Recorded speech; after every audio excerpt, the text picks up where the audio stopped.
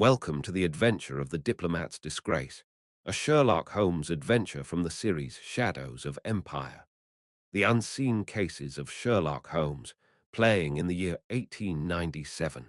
It is only through the recent declassification of certain sensitive Foreign Office files, a collection of official reports, intercepted communications, and my own correspondence, that these particular accounts of Mr. Sherlock Holmes's endeavors may now be revealed.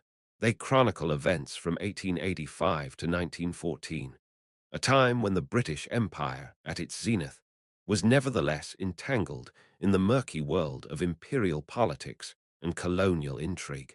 Holmes often found himself navigating cases that spanned continents, uncovering secrets vital to British power, confronting not merely criminals, but the very shadows of empire itself. These are indeed the shadows of empire, the unseen cases of Sherlock Holmes. Allow me, then, to commence with an affair that tested not only Holmes's intellect, but the very stability of our interests in the East, an adventure I have long since titled The Adventure of the Diplomat's Disgrace. Chapter. The autumn of '95 brought a chill to London that pierced even the thickest wool. A steady drizzle tapped against our Baker Street windows, its rhythm matching the crackling fire Holmes had lit, despite the early hour. He himself was in one of his less communicative moods, absorbed in a complex chemical experiment that filled the air with an acrid scent. Then, the sharp ring of our doorbell clanged through the quiet apartment. Mrs. Hudson, with a slight huff of disapproval at the early intrusion, ushered in a lady. Her agitation was clear even before she spoke. She was tall and elegantly dressed, despite the dampness clinging to her cloak. Her gloved hands nervously twisted a small reticule. Her face, framed by a fashionable bonnet, was pale but composed. "Mr. Holmes, I am Lady Beatrice Foxglove. I pray you will forgive this unseemly hour, but the matter is of the gravest urgency. It concerns Sir Alistair Finch and the very honor of our nation," remarked Lady Beatrice Foxglove. Her voice, though cultured, carried an undeniable weight of anxiety. Holmes had straightened from his test tubes at her entrance. He regarded her with that keen, searching gaze I knew so well. His bright, alert eyes swept over her from bonnet to boot. I was sure he had noticed the scent of expensive Parisian perfume, faint beneath the damp wool. "Pray be seated, Lady Beatrice. Any matter that touches upon Sir Alistair Finch, particularly one you deem of national importance, commands my immediate attention," remarked Sherlock Holmes. His tone was brisk, yet not unkind. She sank into the chair I indicated, the rustle of her silks a brief whisper in the room. For a moment, she seemed to gather her thoughts. The only sounds were the gentle hiss of the gaslight and the distant, mournful hoot of a steamer on the Thames. Then her words began to flow, a rush of concern and indignation. "Sir Alistair is about to conclude a vital treaty with the Ottoman Empire, an oil concession in Mesopotamia. It's of immense value to British interests. But now he's under attack. Vile, anonymous letters are circulating. They hint at a youthful indiscretion, a scandal that could ruin him and derail these crucial negotiations.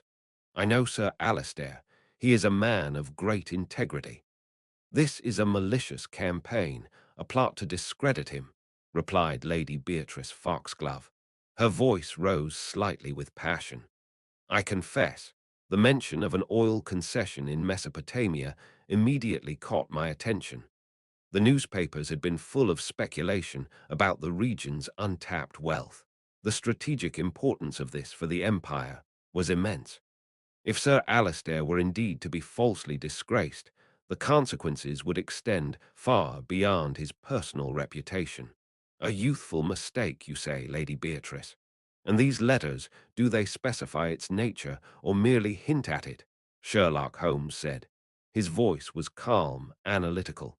They speak of an involvement, many years ago, during his first diplomatic posting in Constantinople, with a Turkish lady. It is absurd, of course, but mud, once thrown, has a dreadful habit of sticking, especially when powerful interests want it to," replied Lady Beatrice Foxglove.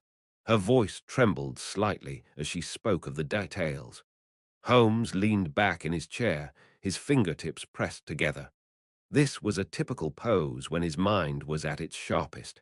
The only sound for a moment was the steady tick-tock of the mantelpiece clock. Indeed, and the timing, Lady Beatrice, is very suggestive. These letters appear just as Sir Alistair nears the completion of his diplomatic efforts. It points not to a random act of malice, but to a calculated strike. The target, I suspect, is not merely Sir Alistair, but the treaty itself, stated Sherlock Holmes. Precisely, Mr. Holmes. That is what I fear. There are those, I am certain, who would stop at nothing to see Britain fail in this effort. You must help him. You must uncover who is behind this dastardly campaign before it is too late, Lady Beatrice Foxglove said. Her plea was heartfelt, her eyes fixed on Holmes with desperate hope. Holmes rose and paced the hearthrug for a few turns, his head bowed in thought. The only sounds were the soft scuff of his slippers on the worn carpet and the constant London hum filtering in from the street below. The fate of an empire's ambitions, it seemed, might well rest upon the outcome of his thoughts. Lady Beatrice, the information you have given me is very intriguing. The combination of personal reputation and international diplomacy presents a challenge worthy of investigation. Yes, I shall take the case, Sherlock Holmes said. His voice, when he finally spoke, was decisive. A wave of relief washed over Lady Beatrice's features. Oh, Mr. Holmes, thank you. You cannot imagine the relief your words bring, answered Lady Beatrice Foxglove. Her voice was thick with emotion. Holmes, however, was already turning to practical matters. He made a few brief notes in his pocketbook, his brow furrowed in concentration. The fire sputtered, casting dancing shadows on the walls. I felt that familiar thrill of anticipation. It always accompanied the start of a new and complex investigation. Our first stop, Watson, must be the Foreign Office. We need to understand the official standing of this treaty and Sir Alistair's exact role as seen by his superiors. Lady Beatrice, if you could provide me with any further details about Sir Alistair's routine or anyone he may have suspected, it would be very helpful, remarked Sherlock Holmes. And so the game was afoot once more. As Lady Beatrice departed, she left behind the scent of rain-dampened velvet and a palpable sense of urgency. I knew our journey into the heart of the diplomat's disgrace had truly begun. The shadows of Whitehall beckoned. With them came the promise of uncovering a conspiracy that threatened to shake the foundations of the British Empire. Lady Beatrice Foxglove's plea and the Ottoman oil treaty's importance weighed heavily in our Baker Street rooms. After a long silence, Holmes finally stirred, lifting his chin from his chest. His voice, when he spoke, was decisive. Watson, our first port of call must be the Foreign Office. Sir Alistair Finch is standing there, and the official view of this burgeoning scandal will tell us much before we even approach the man himself, Sherlock Holmes said. The morning was typically London. A persistent grey drizzle slicked the cobblestones, lending a mournful gleam to passing hansoms. Our cab's wheels clattered on the wet roadway, a rhythmic sound as we journeyed towards Whitehall. As we neared the grand, soot-stained building of the Foreign Office, the air itself seemed to grow heavier, charged with the silent burdens of empire. Inside its echoing halls, we heard the hushed rustle of unseen papers, the measured, almost ghostly, tread of countless clerks on stone floors created a symphony of solemn bureaucracy. We were announced. After a rather long wait in an antechamber, we were finally ushered in to see Mr. Cecil Harcourt, an Under-Secretary of State. During our wait, the slow, deliberate ticking of a grand long-case clock seemed to measure out the nation's anxieties. He was a man of middle years, impeccably dressed, with a neatly trimmed beard. His watchful eyes seemed to weigh every word before he spoke. He greeted us with cool, formal courtesy, betraying little warmth. His voice was modulated, almost flat. "Mr. Holmes, Dr. Watson, an unexpected visit. To what do we owe the honor?" replied Mr. Cecil Harcourt. "We are here concerning Sir Alistair Finch, Mr. Harcourt," Holmes stated, his own tone equally level, "and the unfortunate rumors now surrounding his name, and consequently his vital work," stated Sherlock Holmes. A flicker, almost imperceptible, crossed Harcourt's otherwise impassive face, like a brief shadow. He cleared his throat softly. "A most regrettable affair," he conceded, his gaze shifting for a moment to some distant point beyond Holmes's shoulder. "Sir Alistair is, or rather, has always been, a valued public servant. The Foreign Secretary himself is deeply concerned," answered Mr. Cecil Harcourt. "Concerned for Sir Alistair's reputation, Mr. Harcourt, or for the Ottoman treaty he is so instrumental in negotiating?" Holmes's query was direct, his keen eyes fixed upon the Undersecretary. Replied Sherlock Holmes. Harcourt made a tiny adjustment to his perfectly knotted cravat. I noted a young clerk at a nearby desk, who appeared to be sorting documents, suddenly stilled. His head was bent so low that only the crown of his hair was visible. The atmosphere in the high-ceilinged room grew tauter. The earlier quiet now seemed heavy with unspoken tensions. "The two are, at present, regrettably intertwined, Mr. Holmes," he replied, his words chosen with palpable care. "The treaty is of paramount importance to His Majesty's government. Sir Alistair's personal difficulties are an unwelcome complication, to say the least," Mr. Cecil Harcourt said. "Has any official inquiry begun into the source of these anonymous and defamatory letters?" replied Sherlock Holmes. "The matter is being handled with the utmost discretion," he stated, a hint of stiffness in his voice. "Naturally, we are taking all appropriate steps to determine the truth of these claims." He spoke the last word as if it left an unpleasant taste, answered Mr. Cecil Harcourt. Holmes leaned forward slightly, his posture conveying an intensity that his quiet voice did not. "And Sir Alistair's precise role in the final stages of negotiation, is it now suspended, or is he expected to proceed as if untouched by this shadow, to carry the full weight of Britain's interests?" Sherlock Holmes responded. Harcourt hesitated for a fraction of a second, a pause that seemed to stretch into an eternity. The only sound was the faint scratching of a distant quill. "Sir Alistair continues to hold the confidence of the Foreign Office, Mr. Holmes," he affirmed, though his eyes did not quite meet my friend's. "His expertise in this delicate matter remains invaluable. Of course, the situation is being closely monitored," replied Mr. Cecil Harcourt. Holmes's eyes narrowed almost imperceptibly. I knew that look well. He had detected something beneath the smooth surface of official statements. I felt certain he had also observed the slight tremor in Harcourt's hand. Harcourt gestured vaguely towards a large pile of official-looking, blue-bound reports on a side table.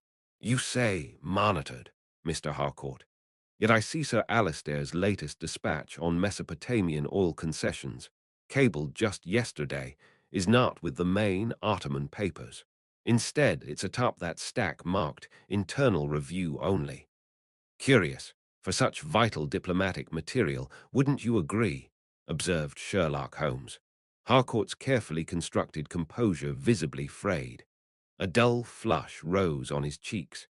In the sudden, charged silence that followed, the distant scrape of a chair from an outer office sounded unnaturally loud. His voice was sharper now, edged with a clear note of defensiveness. "That is an internal matter of departmental procedure, Mr. Holmes, and hardly relevant to your inquiries," said Mr. Cecil Harcourt. Perhaps." Holmes rose with fluid grace, and I followed suit. "You have been most illuminating, Mr. Harcourt. We thank you for your time," explained Sherlock Holmes. As we walked back through the winding corridors, the earlier quiet murmur of activity seemed to have stopped entirely.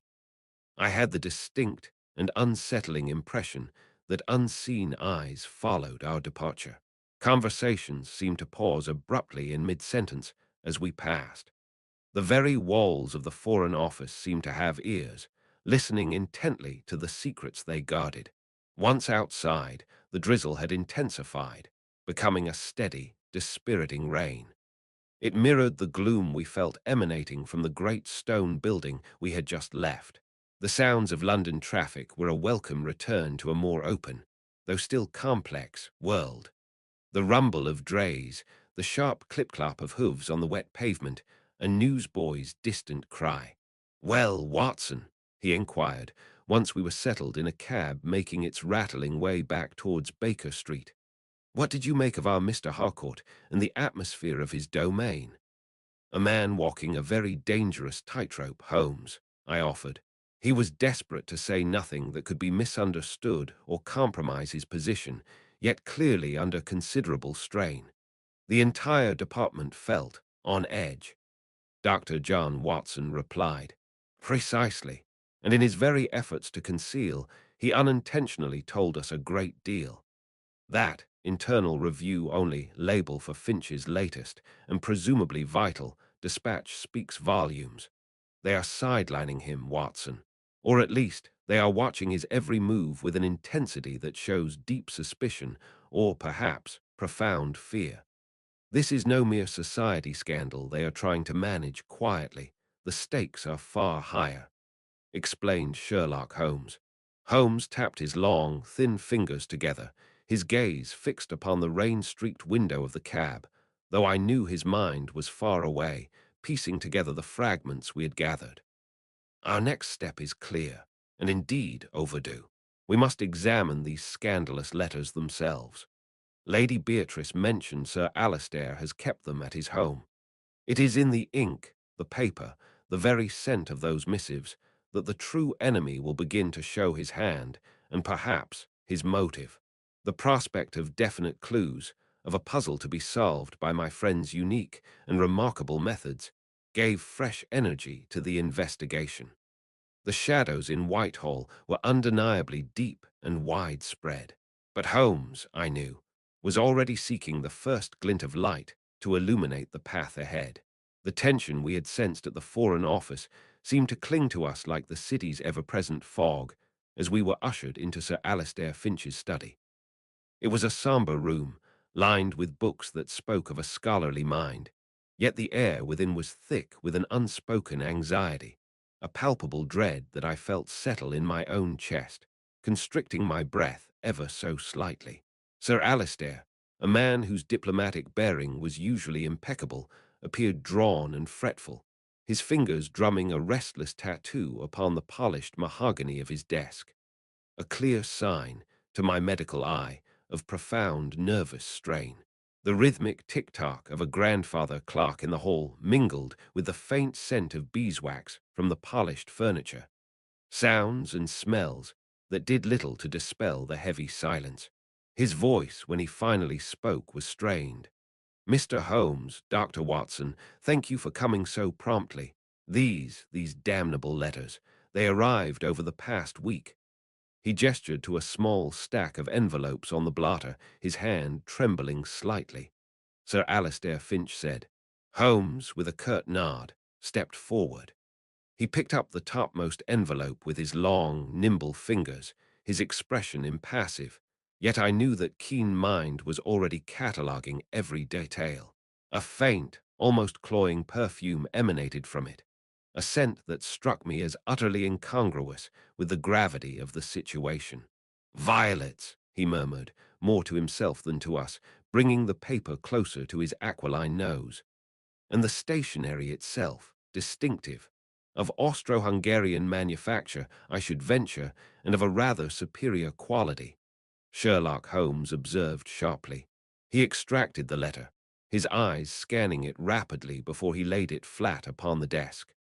Taking his pocket lens, he scrutinized the paper minutely, first one side, then the other, holding it up to the gray light filtering through the window. I watched, fascinated as always by his meticulous method, the sheer intensity of his focus. From outside, The clatter of a passing hansom cab briefly punctuated the quiet. Indeed, as I suspected. Observe, Watson. He pointed to a faint impression near the edge of the sheet. A watermark, cleverly concealed within the texture of the paper. Sherlock Holmes pointed out. I leaned in, attempting to discern the mark he indicated. Even with my good eyesight, it was but the faintest of traces upon the thick, creamy paper. The crest of a minor Viennese papermaker, Holmes continued, his voice calm. One favored, if my memory serves, by certain diplomatic attachés of the Austro-Hungarian Empire.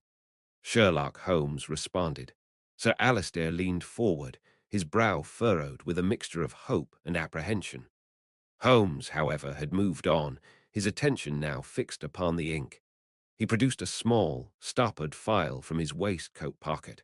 One of his many chemical companions, I presumed, its contents glinting briefly in the grey light, and with a slender glass rod, transferred a minuscule droplet to the script.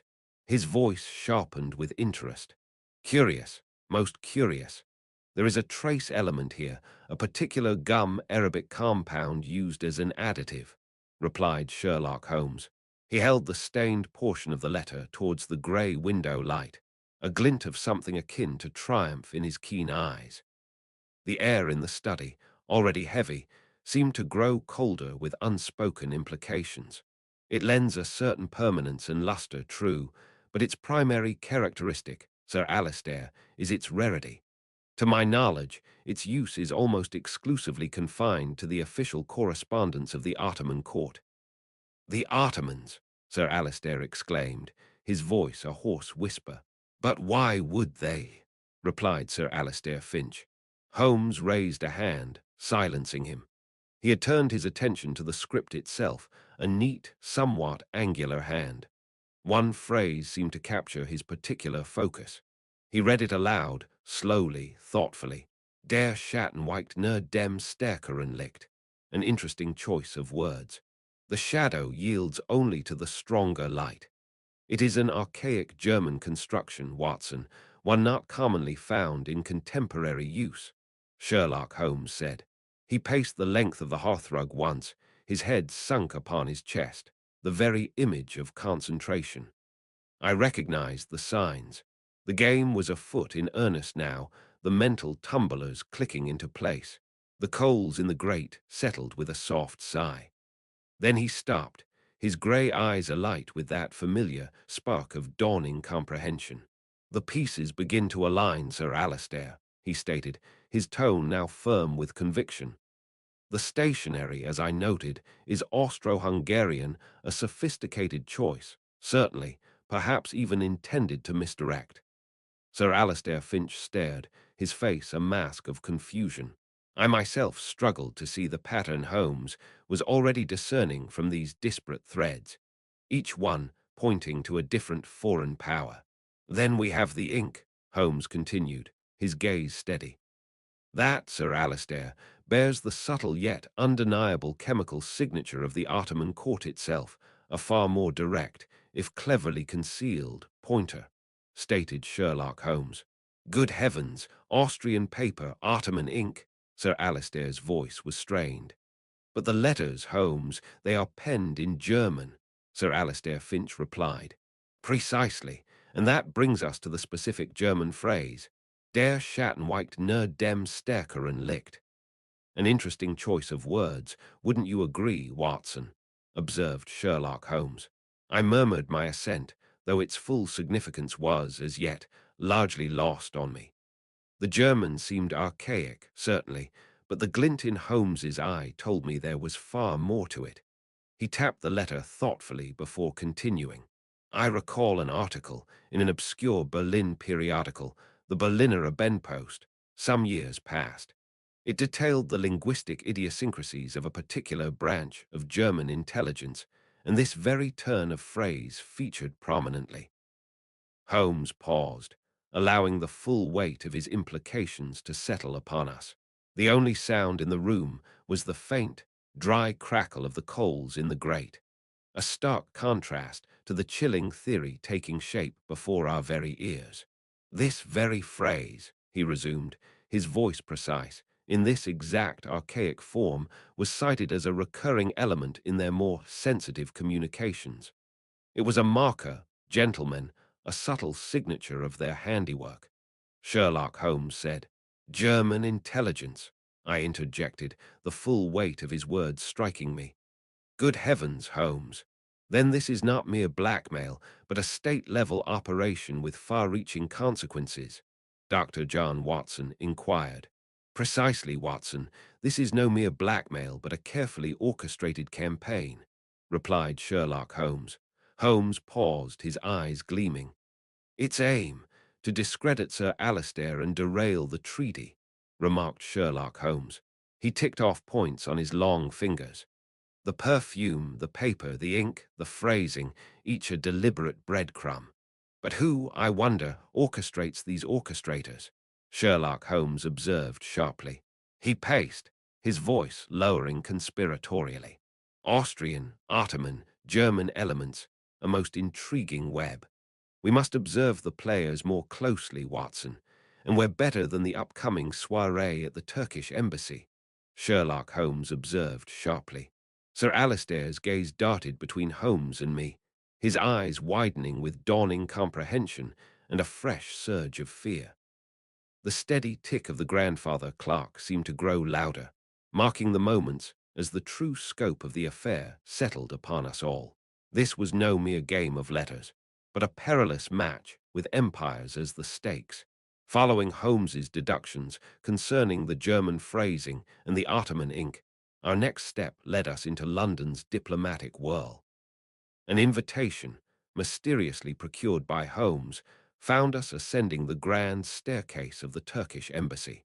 Exotic perfumes and strong coffee scented the air.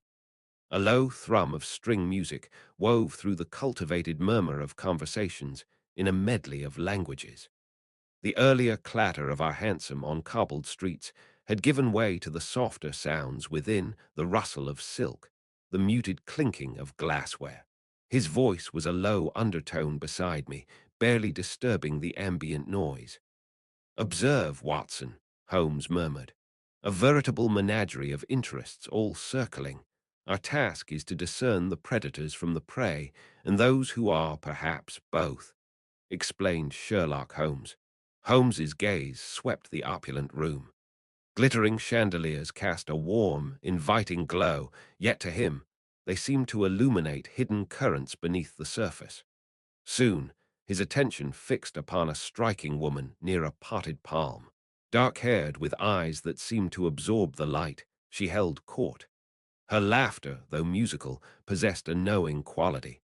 Around her, several attachés from distinctly different nations clustered, listening intently. Madame Evgenia Petrova, he murmured. Russian immigré, they say, though her allegiances, I suspect, are as fluid as the Bosphorus itself. Note how she engages the German attaché with the same facility as the French. A woman of many talents, and I dare say many secrets, declared Sherlock Holmes. Before I could reply, a stern figure approached us.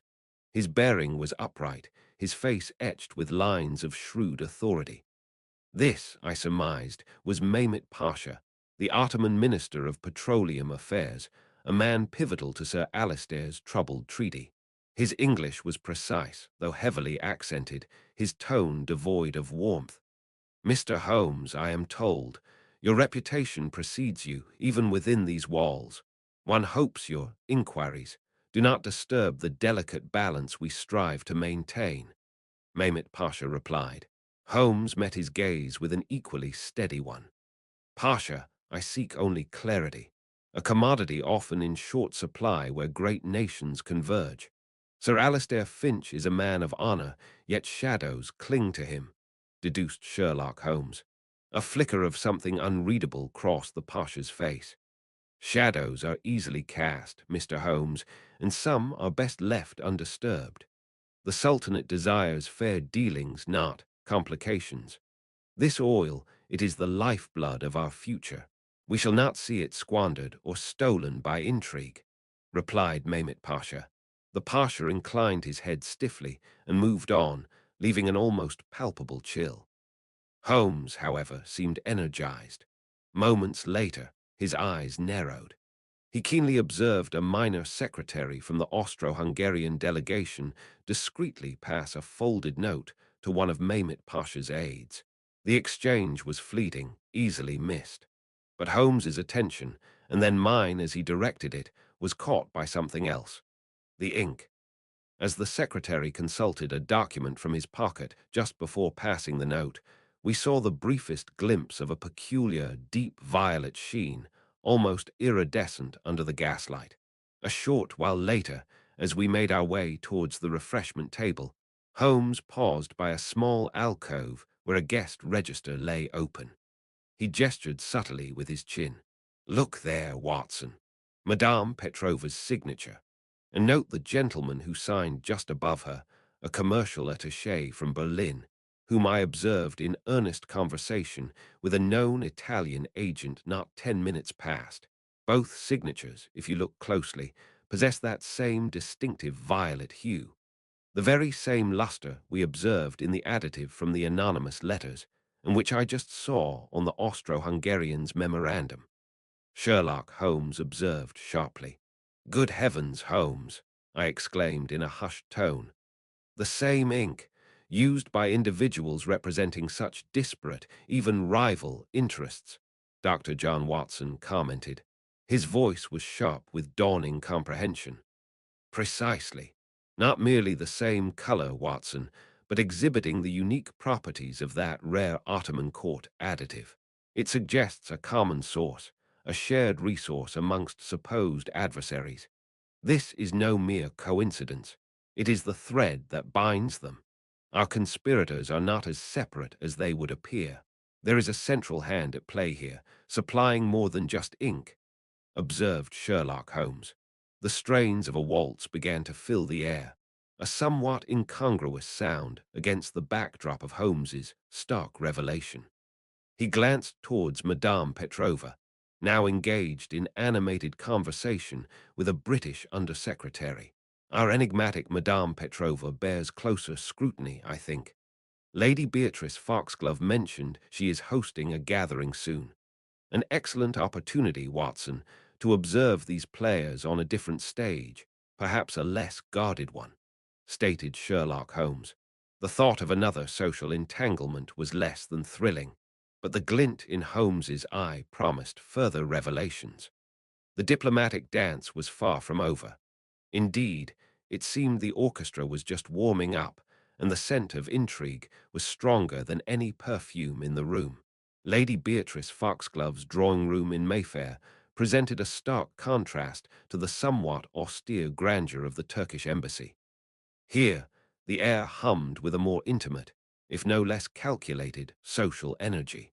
The gentle clinking of porcelain teacups, the rustle of expensive silks, and a continuous, modulated murmur of conversation formed a symphony of polite society. Through the tall windows, the muted sounds of carriage wheels on the street below occasionally punctuated the indoor civilities. "Ah, Mr. Holmes, and Dr. Watson, too, how perfectly splendid of you to come. My little affair is quite transformed by your presence, you know. Do make yourselves entirely comfortable. I believe half of Mayfair is here tonight, positively agog to meet the celebrated consulting detective." Lady Beatrice Foxglove answered. Holmes offered a curt bow, his eyes already sweeping the room, cataloguing its occupants with that familiar, intense gaze. He was a master of blending into such assemblies, appearing to be merely another guest whilst his mind worked with lightning rapidity. "Your generosity is exceeded only by your discretion, Lady Beatrice," he replied smoothly, his tone impeccably courteous. "We are merely here to observe the fascinating tapestry of London society," observed Sherlock Holmes.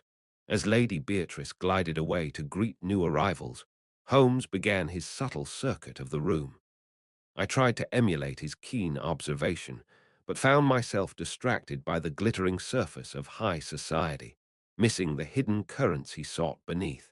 It was not long, however, before a fragment of conversation, drifting from a nearby alcove where two elderly dowagers were ensconced, snagged my ear. They spoke in hushed, almost conspiratorial tones. "Quite the scandal, my dear," one murmured, the sound like the dry rustle of autumn leaves. "Sir Alistair, of all people. They say his youthful fancies in Constantinople were far from diplomatic." The other clucked sympathetically, her fan fluttering. Always the quiet ones. And with this crucial treaty, such unfortunate timing. Or perhaps not unfortunate for some. Their voices dropped further, and I could discern no more, but the seed had been planted. My gaze shifted, seeking Holmes. I found him near a potted palm, seemingly engrossed in conversation with a minor attaché, yet I knew that little escaped his notice. It was then that my own attention was drawn to Madame Evgenia Petrova. She stood near the fireplace, a striking figure in emerald green, her dark eyes surveying the room with an unnerving placidity. I observed her engage in brief, yet animated, discussions with several individuals in succession. First, with a portly gentleman whose guttural German pronouncements were unmistakable. Next, she spoke with a thin, nervous fellow I recognized as a junior secretary from the Austro-Hungarian embassy. Finally, Madame Petrova exchanged a few words, accompanied by a charming smile, with a dark-bearded man I knew to be connected with the Ottoman delegation. Her interactions seemed too broad, too deliberately encompassing of these specific national interests to be mere social happenstance. I made a mental note of it, intending to convey my observations to Holmes when an opportunity arose. Later, as the crowd began to thin, and the volume of chatter subsided to a more dispersed hum, Holmes rejoined me near the refreshment table. "Holmes," I began in a low voice, "did you happen to notice Madame Petrova? She seemed to be cultivating connections with a rather specific set of foreign representatives." Wondered Dr. John Watson. A ghost of a smile played on his lips. "Indeed, Watson, our Russian enigma casts a wide net. The German, the Austro-Hungarian, the Turk. She collects acquaintances as a naturalist collects specimens. Each has its place, its potential use," Sherlock Holmes pointed out. He picked up a delicate pastry, examined it briefly, then set it down untouched. "The whispers of Sir Alistair's past grow louder, do they not? Ah, Watson, gossip is the lifeblood of intrigue, softening the ground for more direct assaults. But the pattern of Madame Petrova's interests is particularly illuminating. It suggests a coordination, or at least an intersection of efforts, far beyond a simple smear campaign." "You believe she is orchestrating these various powers?" I asked, somewhat taken aback by the implication. Dr. John Watson commented. His voice was thoughtful, almost distant. "Or perhaps she is merely a highly skilled opportunist, navigating the currents set in motion by others. The ink I observed at the embassy, the gossip here, Madame Petrova's eclectic circle, these are all threads, Watson, and threads, when pulled correctly, can unravel a very large tapestry indeed. The complexity of these international entanglements, however, suggests a guiding hand, or several, with interests that extend far beyond London. I believe it is time I paid a visit to my brother, Mycroft.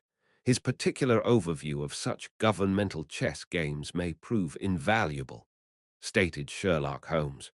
The very mention of Mycroft Holmes and his unique position within the British government signaled the deepening gravity of the case. The drawing room, with its fading conversations and the distant clatter of a departing carriage, suddenly felt like the calm before a gathering storm. The hansom deposited us before the somber edifice of the Diogenes Club in Pall Mall. Silence within was almost a physical presence. In its hallowed halls, the rustle of a turning newspaper page sounded like a thunderclap. Conversation was a creature rarely encountered.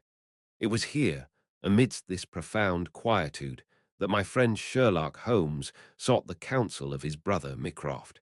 We were ushered into the stranger's room, a concession to the club's otherwise impenetrable rules. Mycroft Holmes sat already ensconced in a vast armchair, a periodical lying unheeded upon his lap. His bulk seemed to fill the chair. His eyes, heavy-lidded yet astonishingly alert, turned towards us as we entered. The only sound was the faint, rhythmic tick of a grandfather clock in the hall beyond. Its pendulum marked the slow passage of diplomatic time. Mycroft, your summons suggested a matter of some urgency, though your usual languor belies it, Sherlock Holmes observed sharply. His voice, when it came, was a low rumble like distant artillery. Sherlock, Dr. Watson, indeed. The affair of Sir Alistair Finch has begun to ripple in waters I prefer remain placid. The potential for broader international embarrassment is considerable, answered Mycroft Holmes. Holmes swiftly summarized our investigation. The anonymous letters, the lengthening shadow of Madame Petrova. As he spoke, I watched Mycroft. His face betrayed nothing, but his fingers drummed a slow, thoughtful rhythm on the armrest. Mycroft intoned, his gaze fixed on some distant point. The Ottoman Treaty is the fulcrum, a coveted prize. The Germans push eastward, the Russians watch hungrily, and the Austro-Hungarians. They stir parts not their own, often for more powerful friends. Nor must we discount the Ottomans themselves. Such a vital treaty can breed desperation and internal division. Certain factions within the Sublime Porte might employ unorthodox methods to secure their interests, or to discredit those they deem unreliable, responded Mycroft Holmes. And Madame Petrova, a Russian émigré, you say, is she the linchpin here? Is she orchestrating these diverse interests? Or is she merely a particularly active opportunist caught in the current? Replied Sherlock Holmes. Mycroft shifted his great weight, a faint creak emanating from the chair. Petrova is resourceful. She has connections, undoubtedly. Whether she serves a single master or herself through many remains to be seen. It could be a concerted effort, or it might be a confluence of independent schemes, all aimed at disrupting Finch and, by extension, Britain.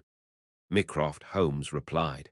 Holmes then produced a small square of distinctive, watermarked paper. It was the very stationery upon which one of the scandalous letters had been penned.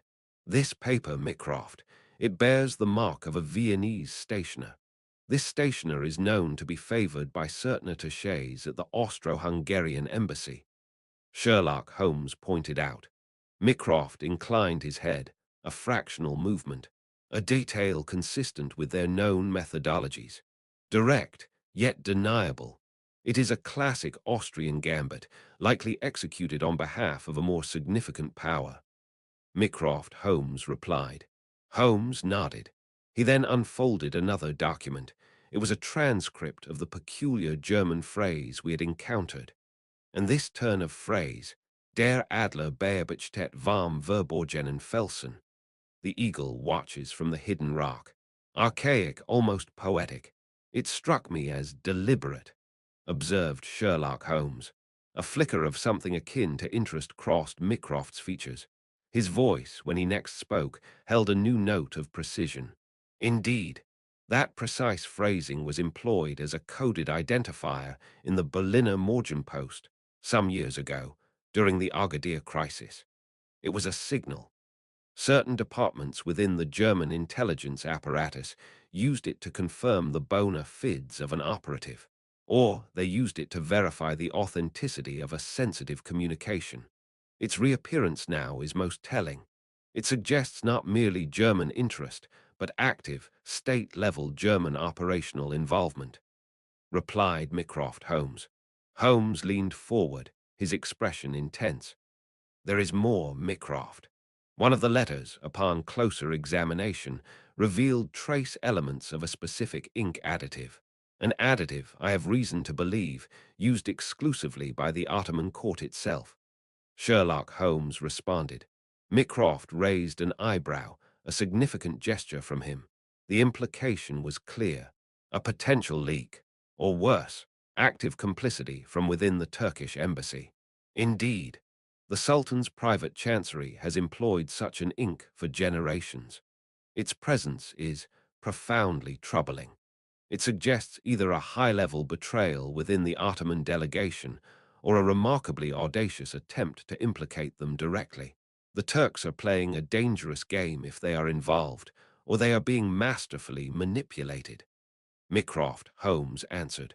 Holmes's eyes gleamed. The pieces were falling into place, forming a more cohesive and altogether more alarming picture. The Austrian stationery, the German code phrase, and now the Ottoman ink. This was no mere society scandal. It was a carefully orchestrated campaign, a viper's nest of international espionage. His voice was sharp with dawning comprehension. So, a coordinated effort, or at least a convergence of interests. Austro-Hungarian groundwork, German strategic signaling, and now a direct link to the Ottomans themselves, whether as victims or participants. Petrova could indeed be the nexus, Mycroft, or a key agent weaving these disparate threads together, deduced Sherlock Holmes. Precisely, Sherlock. The web is more tangled than you initially perceived. Such webs often have spiders at their center, or at least those who believe themselves to be. Be cautious.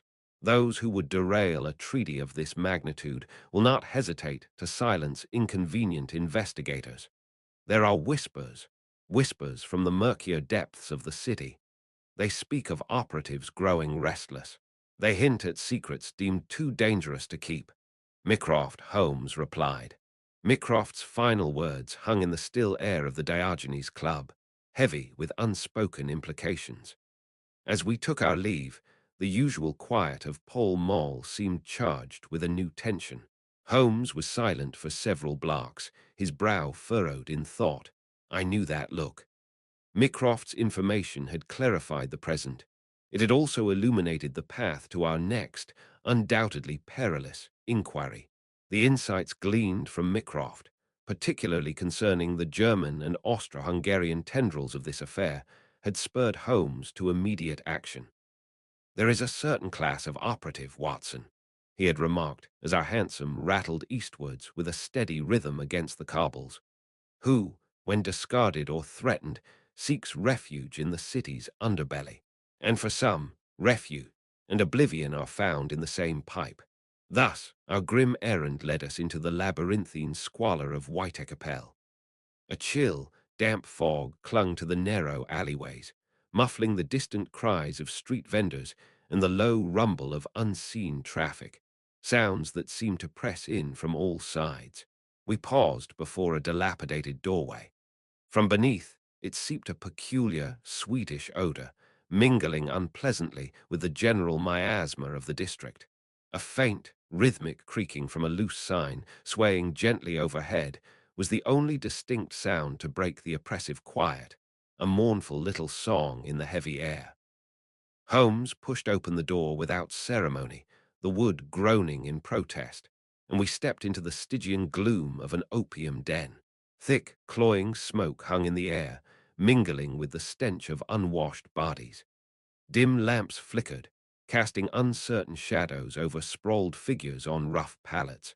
A low murmur filled the narrow room, broken by occasional coughs and sighs. Pipes hissed and bubbled in the gloom.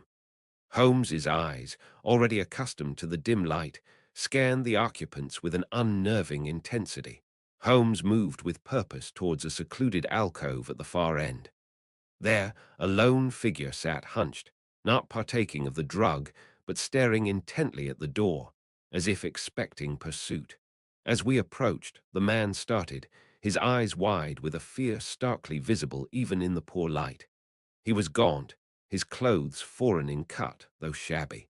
A nervous tremor ran through his hands.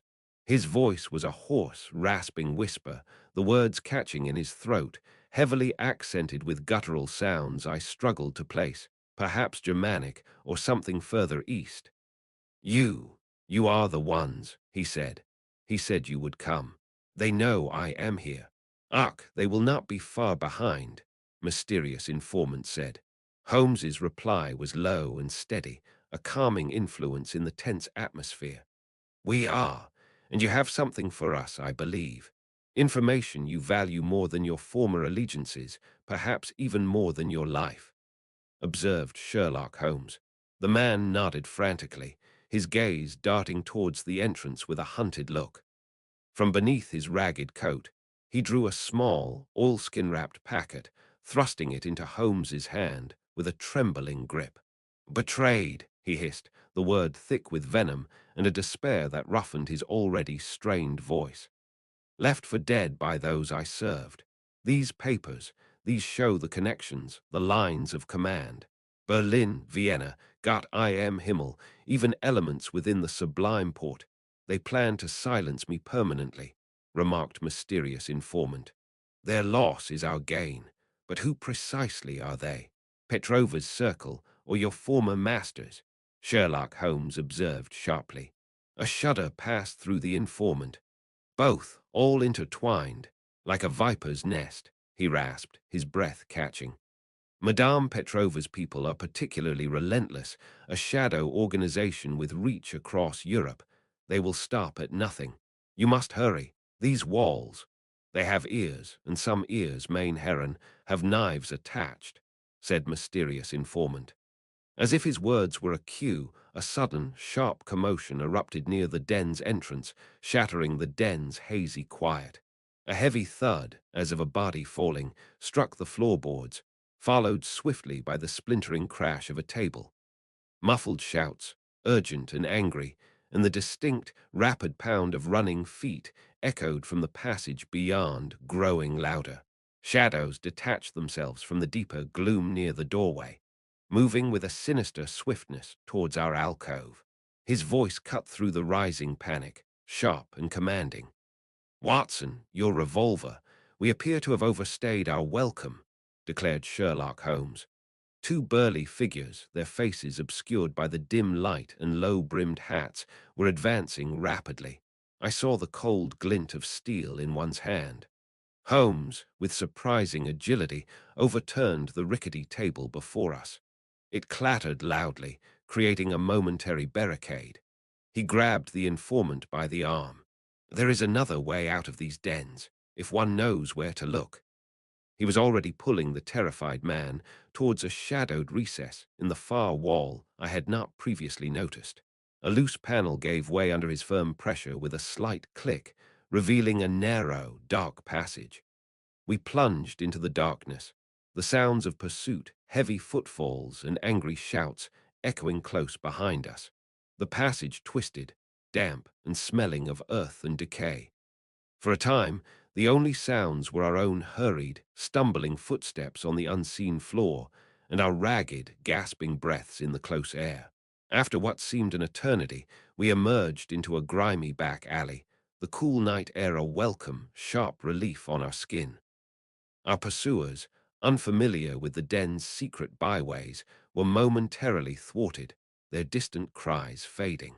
Once we had put some distance between ourselves and that den of iniquity, I panted. "That was a close shave, Holmes. Those agents were clearly professionals," Dr. John Watson said. Holmes nodded, tucking the precious oilskin packet safely away. "Indeed, Watson, professionals who acted with a swiftness and brutality that speaks volumes. Our informant warned us of Madame Petrova's network. I suspect their assassins were not far behind him, or perhaps they were alerted to our presence.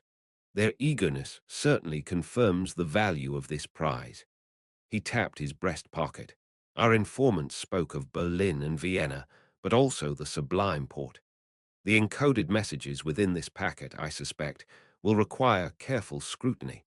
It seems Sir Alistair's troubles may have roots far deeper and further east than even Lady Beatrice imagined. Our next journey, I fancy, must be one of a mind, back to his early days in Constantinople," replied Sherlock Holmes. The following morning, as I sat in our Baker Street rooms, I could still feel the chill of our narrow escape from the Whitechapel alley. A damp fog, thick as wool, pressed against the window panes, muffling the usual clamour of London traffic to a distant, mournful groan. Holmes, however, seemed impervious to the gloom.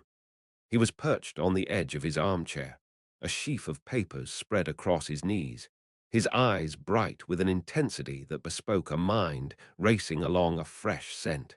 His voice, when he finally spoke, was crisp and decisive, cutting through the quiet hum of the gaslight. Watson, the informant's cipher, crude as it was, has given us a crucial lead. It points not to current schemes, but to the past, to Sir Alistair Finch's early years in Constantinople, stated Sherlock Holmes. Before I could fully digest this, Holmes was on his feet, grabbing his coat.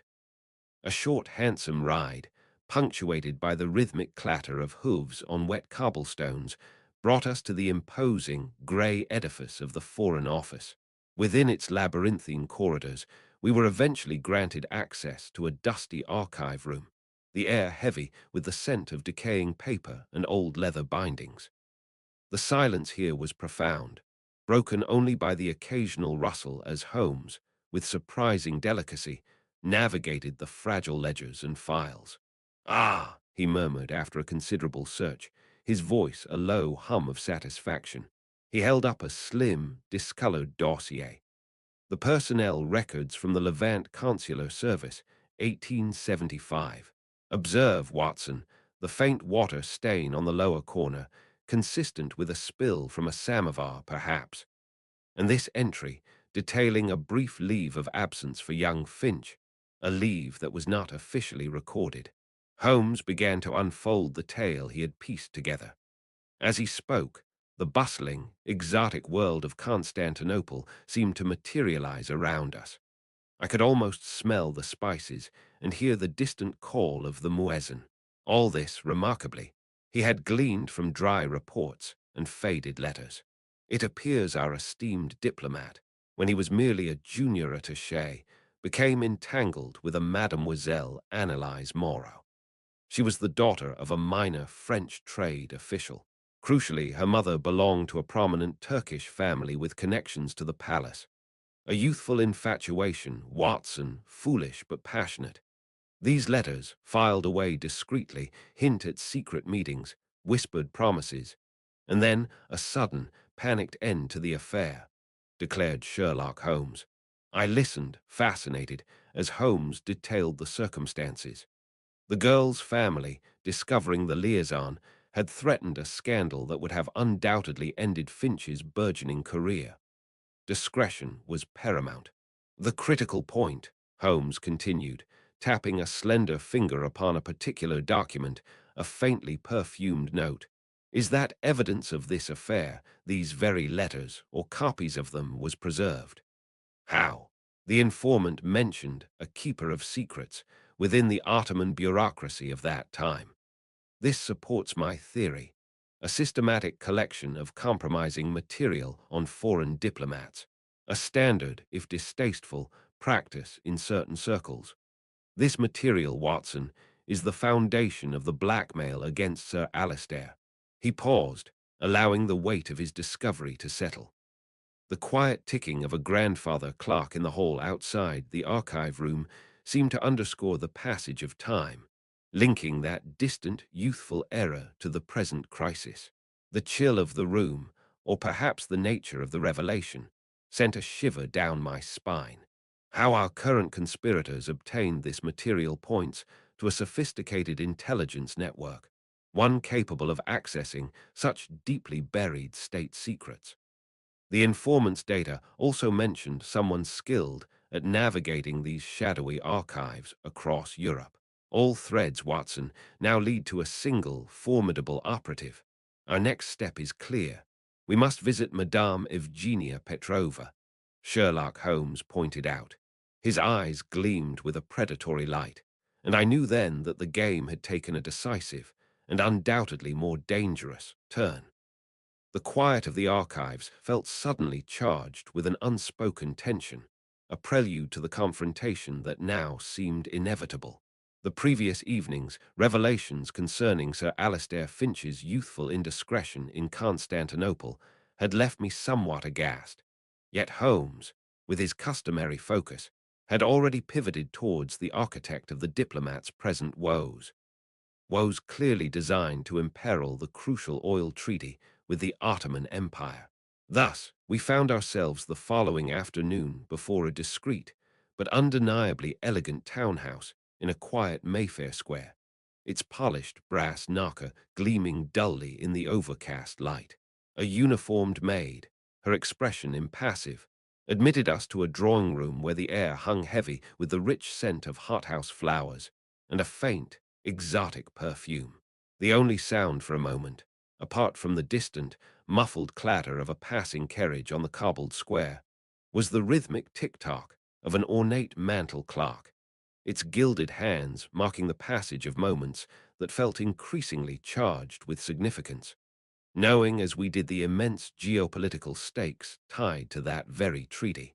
Madame Evgenia Petrova entered with the soft rustle of dark silk, a woman whose poise was as remarkable as her dark, intelligent eyes that seemed to absorb the room's dim light.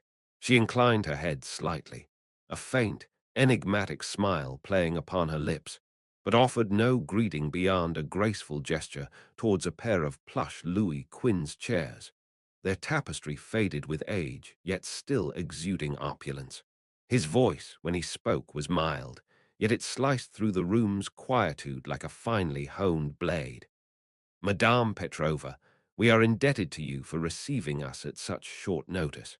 Your generosity is notable, Sherlock Holmes responded.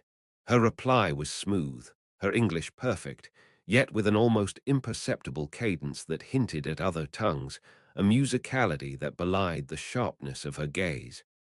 Mr. Holmes, Dr. Watson, curiosity more than generosity compelled me. Your reputation, of course, precedes you. To what do I owe this unexpected honor? Answered Madame Evgenia Petrova. Holmes settled into his chair, the old wood groaning faintly under his weight. His gaze, sharp and unwavering, never left her face. It was the look of an anatomist about to commence a most delicate dissection.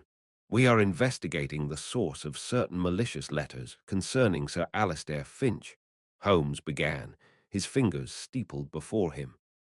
Letters, I might add, which display a rather sophisticated understanding of international vulnerabilities. Letters which, I believe, originated not a stone's throw from where we now sit, remarked Sherlock Holmes. A flicker, so brief I might have imagined it, crossed Madame Petrova's features, like a shadow passing over still water. Her smile, however, remained fixed, a polite mask. A grave accusation, Mr. Holmes, and one you make with considerable confidence. Her tone was still even, yet a new watchfulness had entered her eyes, the pupils perhaps a fraction wider. Upon what do you base such an assertion? Madame Evgenia Petrova replied. Upon several points, Madame, Holmes stated, his voice calm. Firstly, the stationery, a distinctive watermarked paper favored by the Austro-Hungarian legation, yet posted from within London, remarked Sherlock Holmes. Madame Petrova's perfectly manicured hand, resting on the silk of her lap, did not so much as twitch. The scent of her perfume seemed to intensify for a moment, or perhaps it was merely my heightened senses. His expression was one of serene, almost academic, interest. The only sound was the persistent ticking of the clock, each second drawing the net tighter.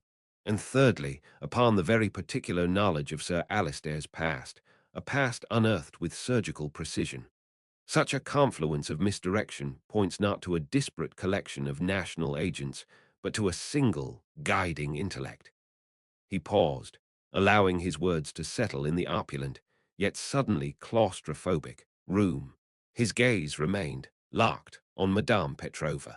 An intellect, I might add, he concluded, his voice dropping slightly, that once operated under a different name, perhaps in the service of the Tsar in St. Petersburg, deduced Sherlock Holmes.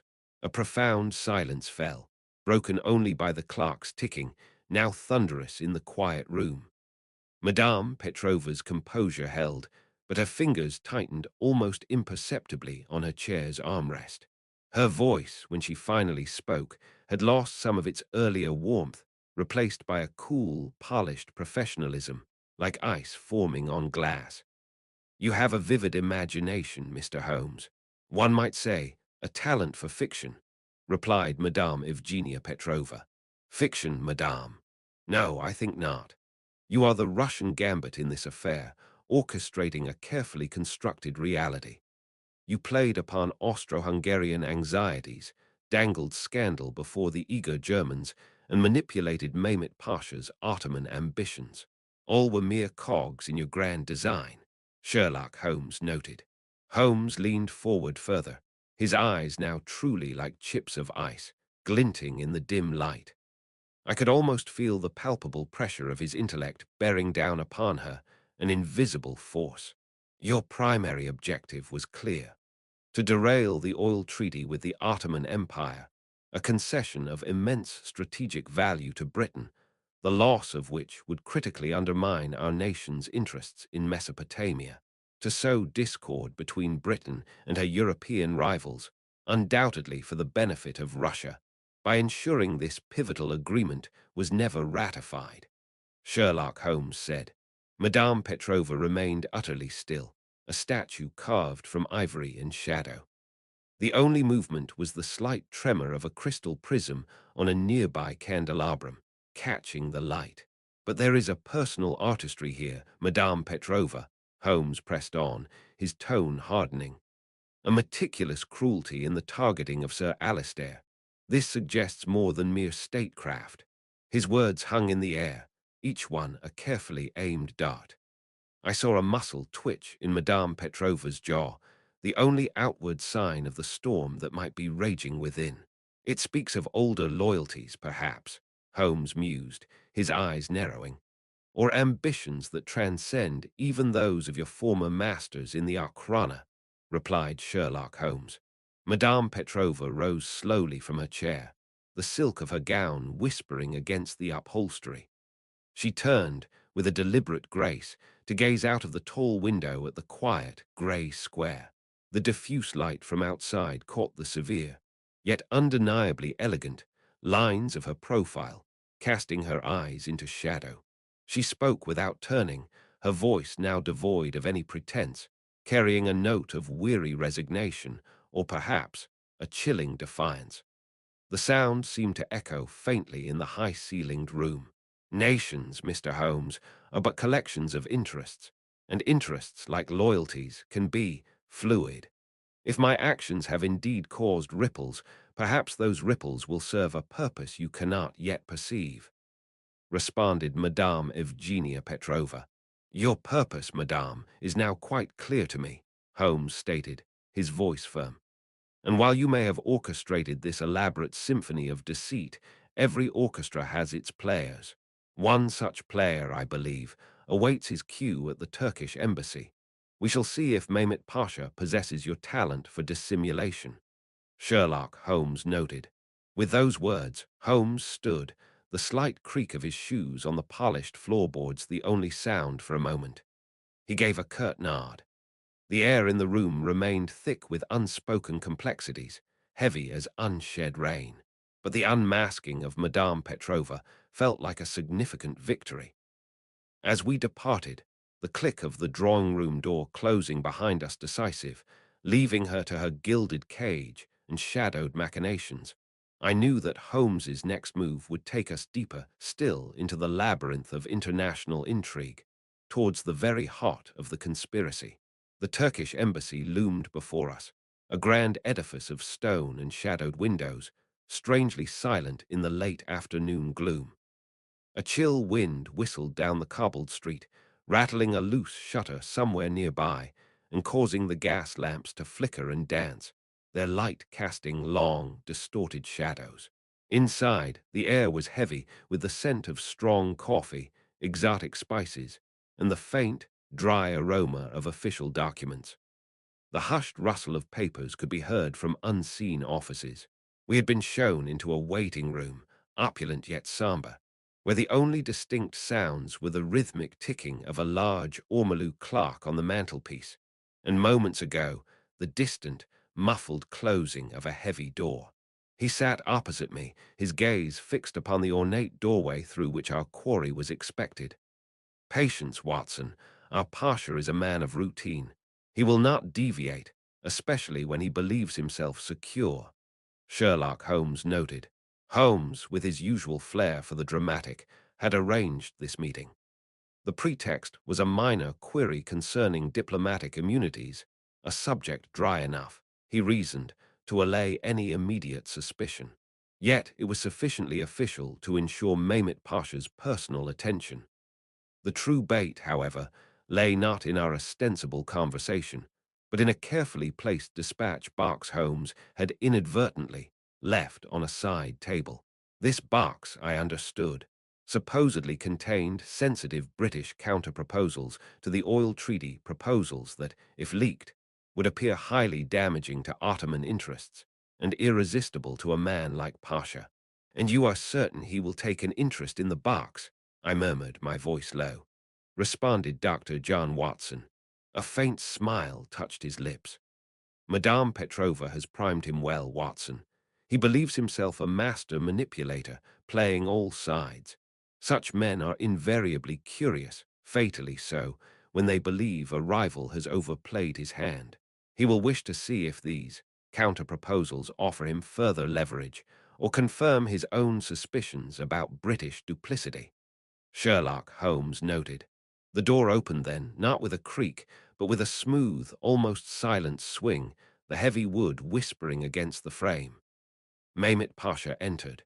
He was a portly man, impeccably dressed, his face a mask of diplomatic cordiality, though his eyes, dark and shrewd, missed nothing. A junior attaché, his footsteps barely audible on the thick carpet, hovered respectfully in his wake.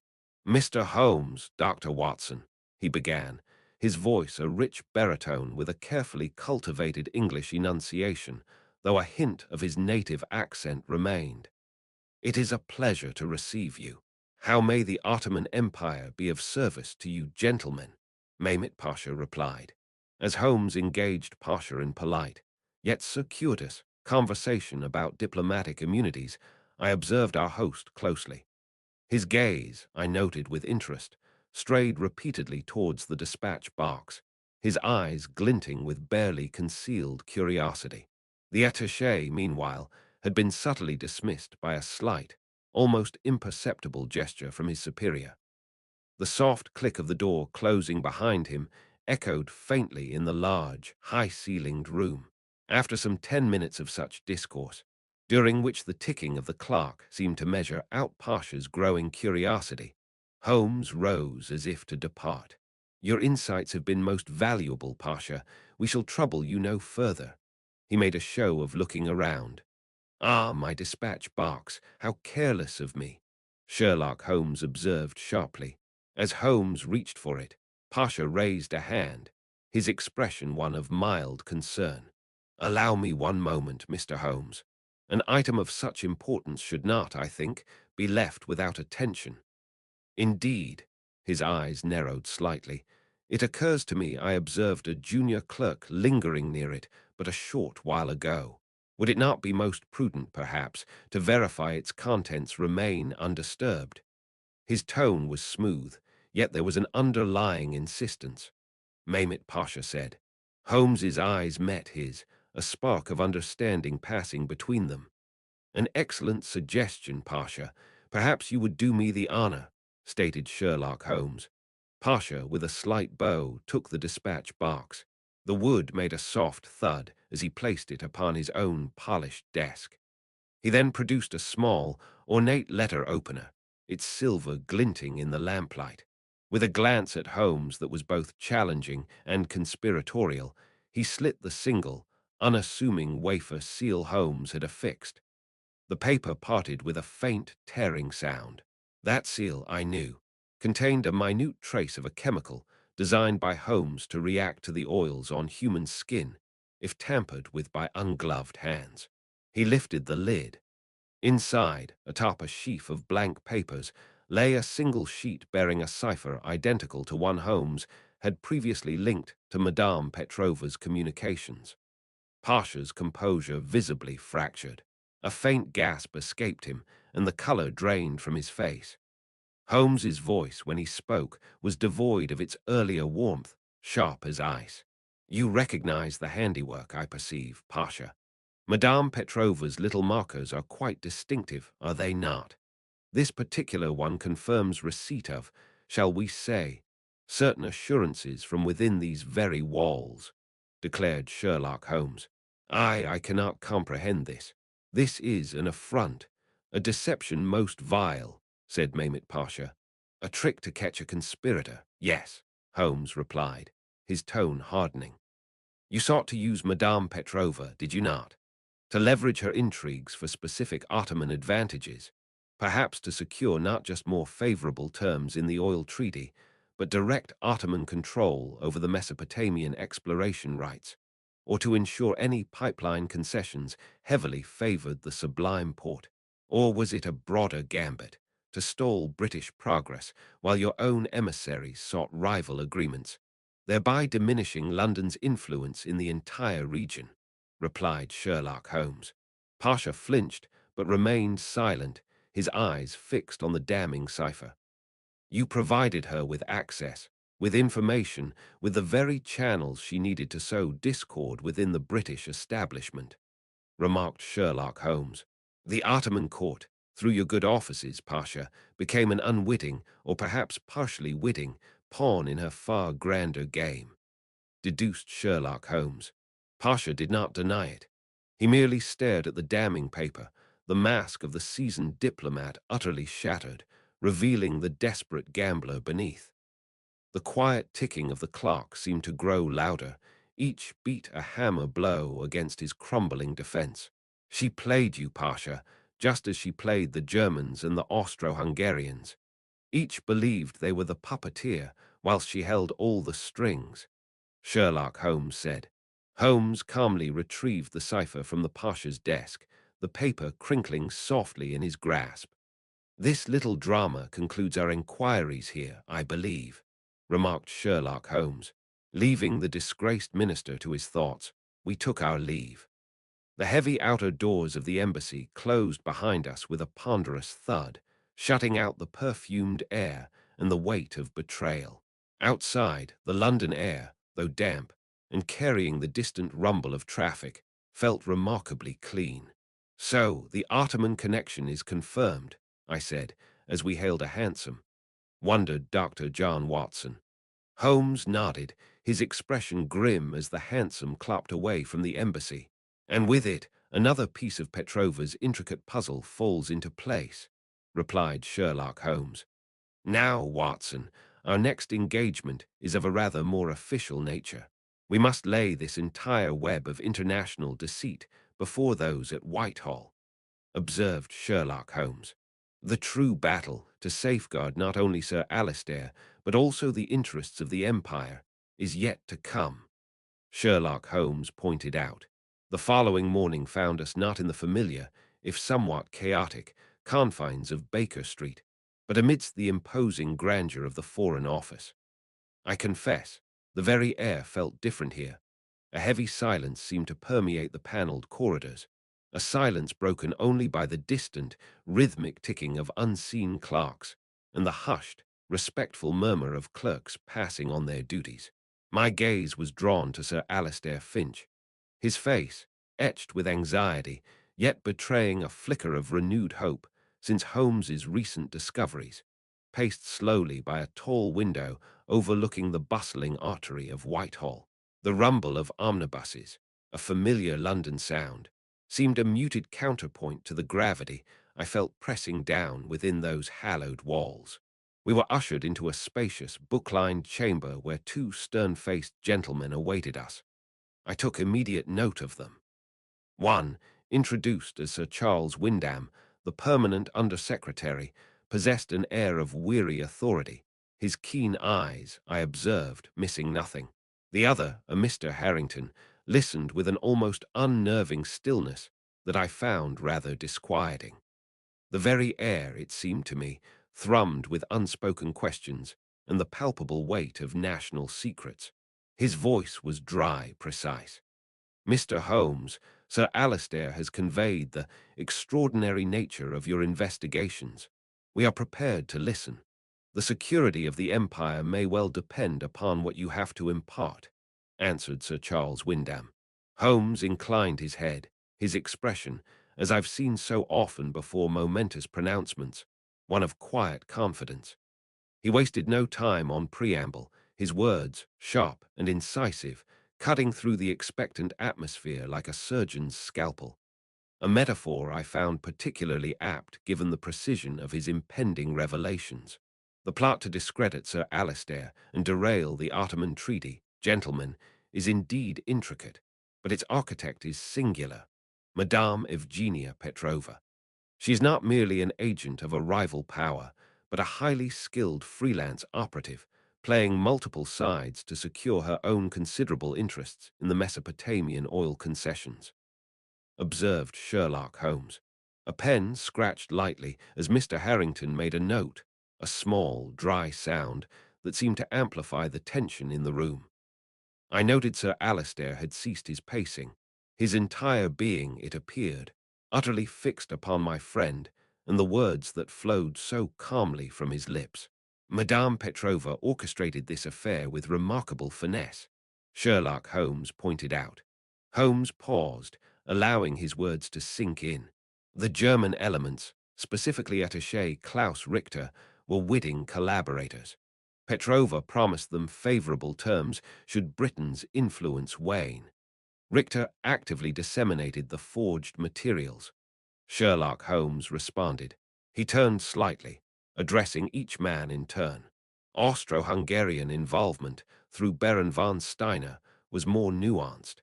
He was a manipulated pawn, fed carefully constructed misinformation by Petrova. She preyed upon Vienna's existing anxieties regarding British expansion in the East. Von Steiner believed he was acting on legitimate intelligence, remarked Sherlock Holmes. He interjected, his brow furrowed. And the Ottoman connection, Mr. Holmes. We are aware of Mehmet Pasha's irregularities, as your previous findings indicated, responded Sir Charles Wyndham. Indeed, Mehmet Pasha, driven by a desire to secure better terms for the Ottoman Empire and a personal resentment of Western dominance, became a key, if ultimately subordinate, player in Petrova's game, observed Sherlock Holmes.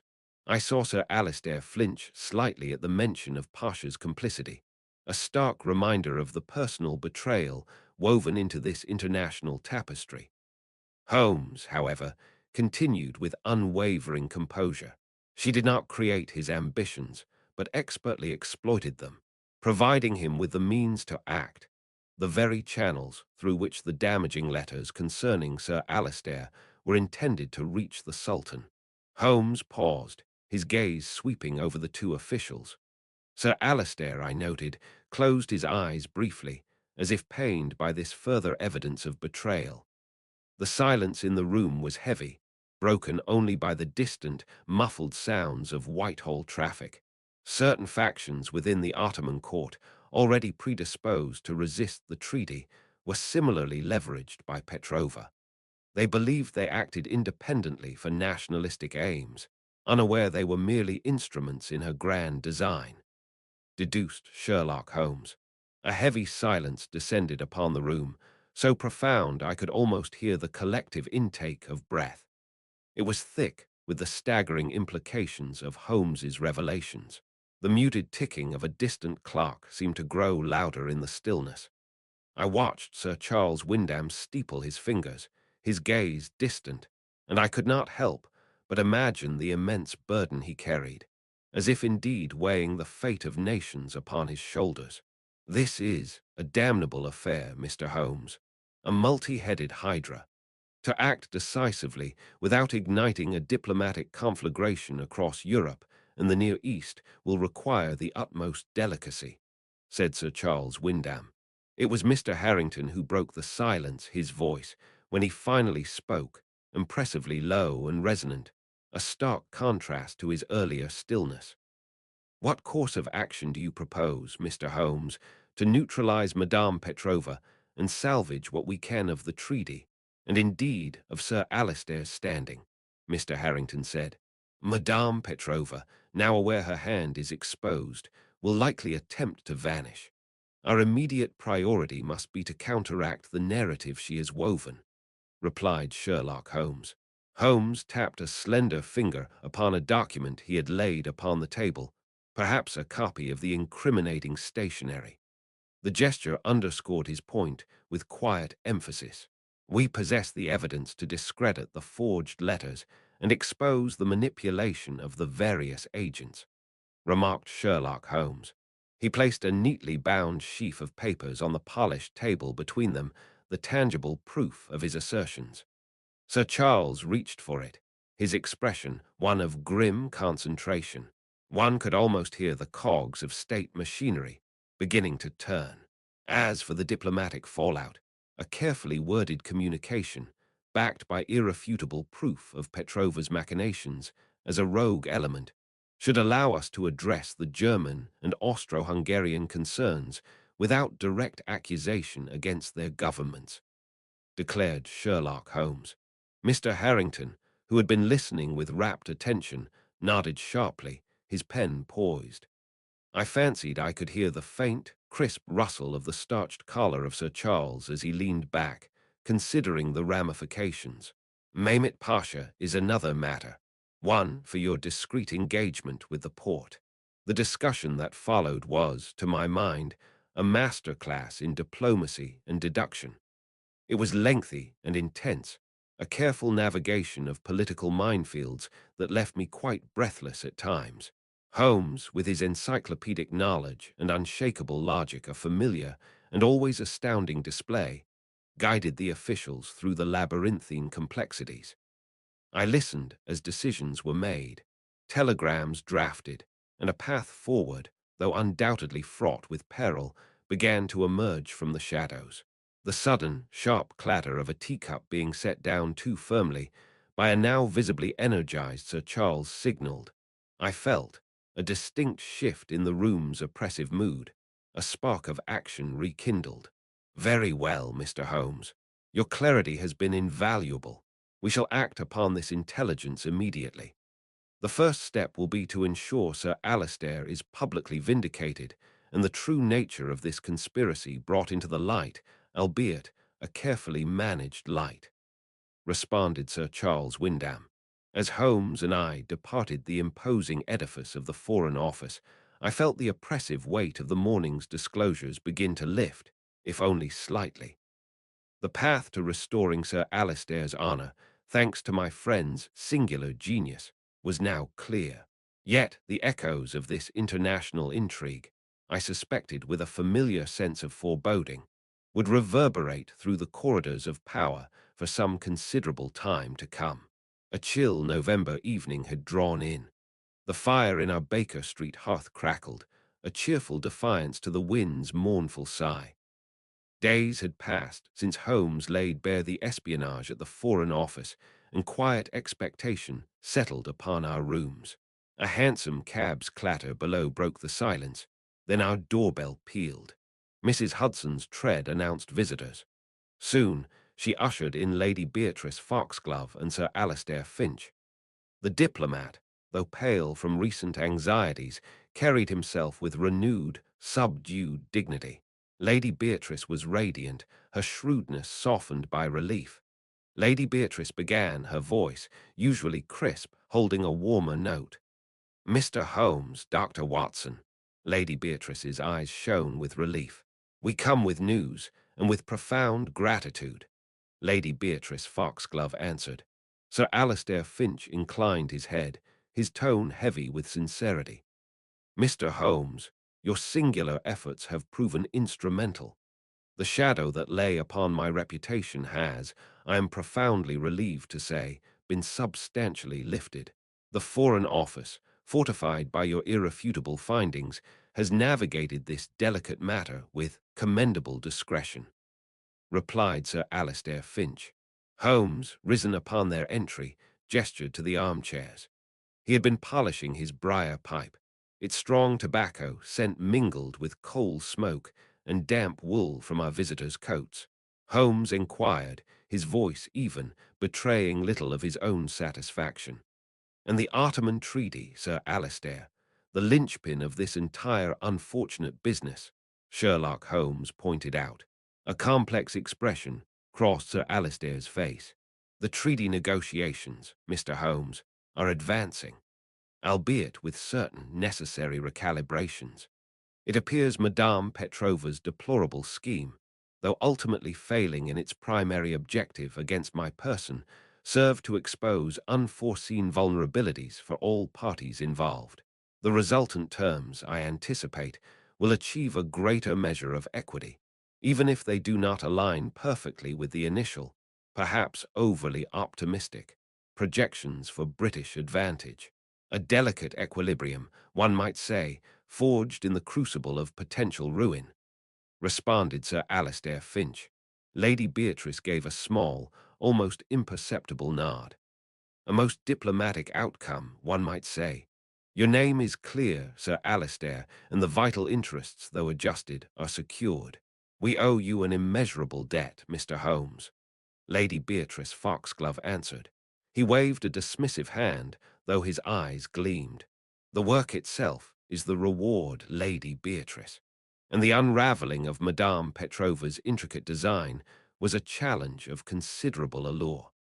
Her primary error, as is so often the case, was underestimating the predictable predictability of human nature when faced with exposure. Fear and self-preservation are potent levers, explained Sherlock Holmes. Our visitors did not stay long, their purpose chiefly to convey thanks and the affair's resolution. As I closed the door, their carriage sounds fading into London's nocturnal murmur, I found Holmes staring thoughtfully into the flames. So it ends, Holmes. A victory of sorts for British diplomacy and a reputation restored, commented Dr. John Watson. Holmes drew deeply on his pipe. The coals glowed fiercely before he exhaled, sending a plume of blue smoke eddying towards the ceiling. Holmes responded, his voice low, almost a rumination. A victory, Watson. Perhaps. Yet observe the true cost. Sir Alistair, a man of integrity, nearly broken by a youthful indiscretion weaponized for geopolitical gain. Madame Petrova, a creature of shadows, slips away to likely ply her trade elsewhere. The great game continues, and its players often sacrifice more than pawns, stated Sherlock Holmes. It seems a murky business, this intersection of personal lives and the grand designs of empire. Dr. John Watson added. I ventured this, feeling the weight of his words. Holmes replied, his voice quiet. Murky indeed, Watson. Sherlock Holmes responded. He rose and paced before the fire, the floorboards creaking faintly under his tread. The pursuit of national interest often demands a compromise of individual ethics. We have, in this instance, merely shown a light upon one small, dark corner. But the shadows of empire are vast, and within them countless such dramas unfold, unheard and unseen. It is a sobering thought. He fell silent, and I too was lost in contemplation. The fire settled, casting dancing shadows. Distant, fading street cries and the mantel clock's steady tick were the only sounds, marking time in a city at the heart of an empire grappling with its complex echoes.